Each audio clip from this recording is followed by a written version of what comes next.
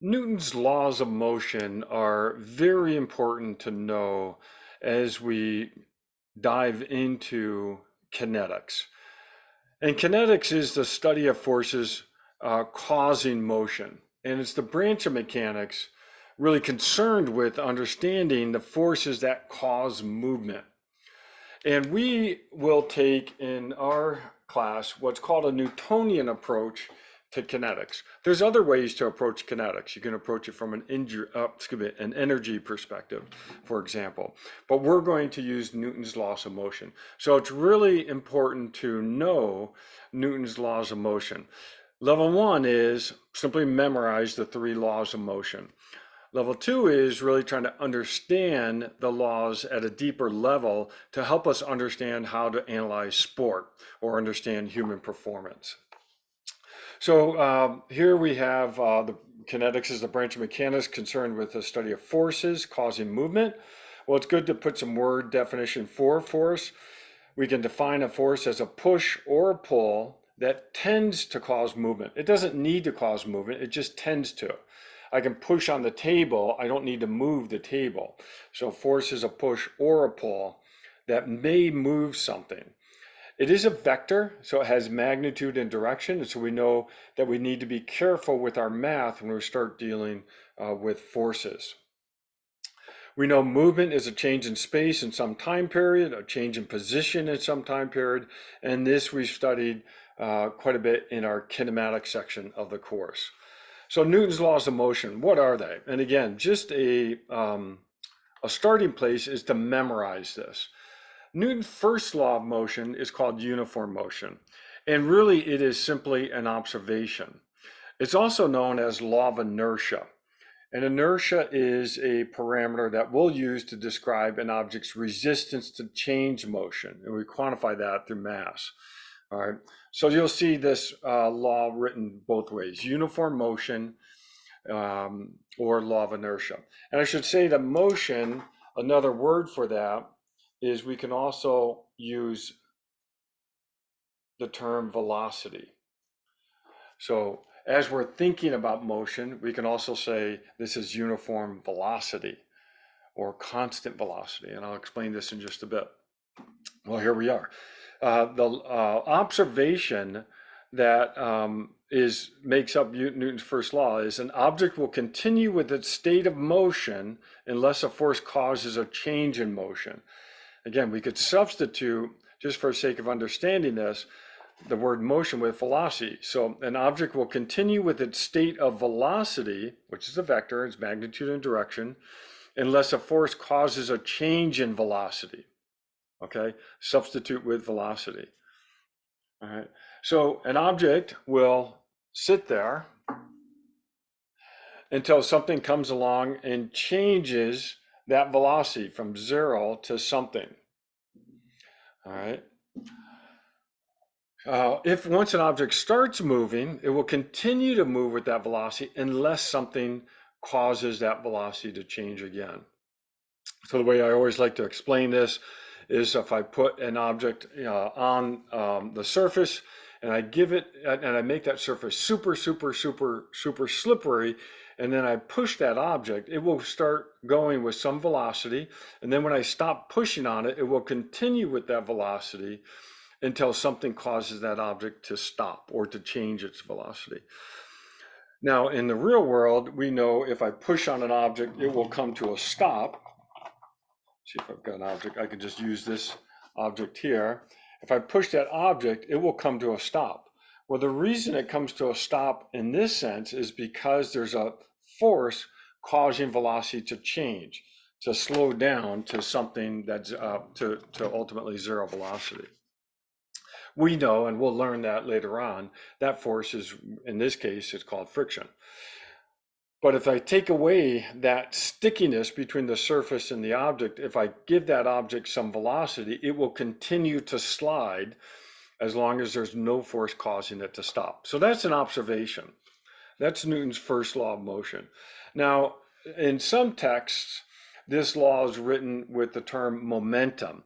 And momentum is simply a term that we use to describe the quantity of motion. And I'll have another video on momentum later on. But momentum is the product of mass of the object times the velocity of the object. So mass is a measure of an object's inertia. Inertia is a resistance to change motion. Velocity is the parameter we've already dealt with in kinematics. The product of these two represents the quantity of motion, and we call that momentum. And it has units of kilogram meters per second. Again, I've got another video on this. All right, so get my coffee out of the way here. Mass is a measure of inertia, units of kilogram. Inertia is an object's resistance to change motion.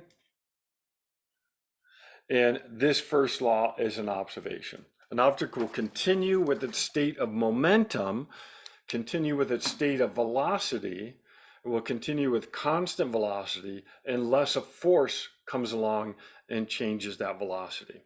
Okay, that's Newton's first law. Newton's second law is law of acceleration. This law is very commonly summed up as F equals ma, but let's talk about this in words. What this is in essence a definition of what a force is and what a force does.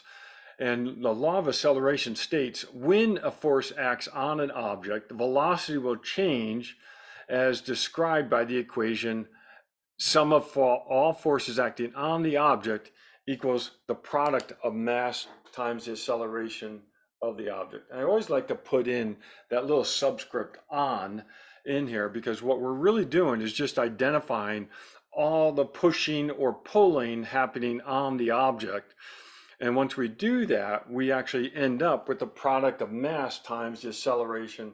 And again, I like to emphasize of the center of mass of the object. I've got another video on center of mass. But we simply add up all the forces and then we get the product of mass times acceleration. Another way to describe or state this law is an object's acceleration is proportional to the force. So we say A is proportional to F. And that's because mass is a constant for most of the problems that we're dealing with. Mass will be a constant.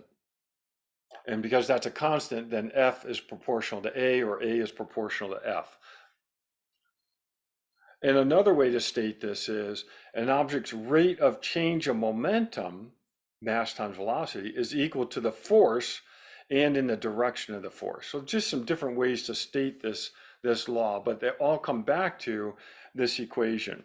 F equals ma, and if I substitute momentum in this equation, I would do the rate of change of momentum, which is really m times delta v over delta t, which you can see is, you should recognize delta v over delta t as acceleration. So this is the same way of saying F equals ma. So the second law is simply a definition of what a force does. If we add up all the forces acting on the object, we can understand the product of mass, the measure of inertia, times the acceleration of the center of mass of that object. Okay, so first law is really an observation. Second law is a definition. And I've got some other videos on how we use this equation and when we do this kinetic analysis, we actually add up all the forces acting on the object. And then we use these parameters, mass, which is a measure of inertia, acceleration of the center of mass. And for now, it's good to just recognize that the center of mass is a point where all mass seems to be concentrated. And we only identify the forces acting on the object. The units for force are mass times acceleration, meters per second squared, and that's a Newton. And when we're in the USA, we typically say pounds for force, but we will try to get in the habit of using Newtons to represent this. Makes our math easier down the road. Okay, so that's Newton's second law. Newton's third law is really what Newton contributed to the laws of motion. The first two were relatively known at his time when he did this, when he published these three laws. This law states action-reaction, easy to remember. Easy to remember, action reaction. Harder to really understand this law.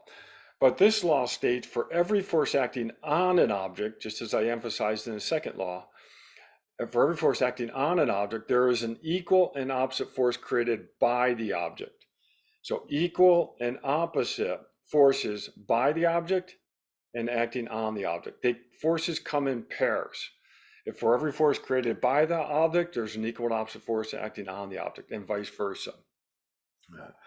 For every force created by an object, there is an equal and opposite force acting on the object. So we're always going to have this back and forth. But when we use this equation, we only identify forces acting on the object, and we only put those forces into this equation, Newton's second law. And then we understand mass times acceleration. We do not deal with the by forces. But this is where we sometimes need to do our mental gymnastics, in that we're interested in the force created by the person pushing on the ground, for example, during a jump. Well, if we want to know the force of the person pushing on the ground, we don't actually measure the force of the person. We actually measure the force acting on the person, and we understand that there's an equal and opposite force situation going on in that case. All right, we'll go through this in more detail, but those are Newton's 3 laws of motion. Law of uniform motion: an object will continue with its state of motion until a force comes along and changes that motion or changes that velocity. Second law, law of acceleration, F equals ma. And third law, for every force acting on an object, there's an equal and opposite force created by the object, or vice versa. Okay, that's a quick summary of Newton's laws of motion. Thank you.